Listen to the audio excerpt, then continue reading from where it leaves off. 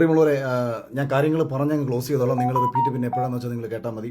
ഞാനിപ്പോൾ ഈ ലൈവിൽ വരാനുണ്ടായ ഏറ്റവും പ്രധാനപ്പെട്ട കാര്യമെന്ന് പറയുന്നത് ഇന്ന് ദിവസം രാവിലെ കുറച്ച് വിഷയങ്ങൾ ഞാൻ സംസാരിക്കുകയുണ്ടായിട്ടുണ്ടായിരുന്നു. അതിനുള്ള പ്രധാനപ്പെട്ട കാരണം ബിഗ് ബോസ് എന്ന് പറയുന്ന ഷോയോട് നീതി പുലർത്താത്ത ഏഷ്യാനെറ്റിൻ്റെ തലപ്പത്തിരിക്കുന്ന ചിലരുടെ നെറുകേടുകൾ വളരെ കൃത്യമായിട്ട് അറിയാവുന്ന ഒരാളാണ് ഞാൻ. അതിൻ്റെ അർത്ഥം അത് വെച്ചിട്ട് കഴിഞ്ഞ മുമ്പെങ്ങാണ്ട് റോബിൻ ഇറങ്ങിയിട്ട് ആൾക്കാരുടെ അടുത്ത് എന്തോ പറഞ്ഞെന്നോ, അപ്പം നന്ദികേട് കാണിക്കരുതെന്ന് പറഞ്ഞിട്ടോ. എനിക്കെതിരെ നിങ്ങൾ ആദ്യം മനസ്സിലാക്കണം, ഞാനിത് പറഞ്ഞത് എനിക്ക് വേണ്ടിയിട്ടല്ല.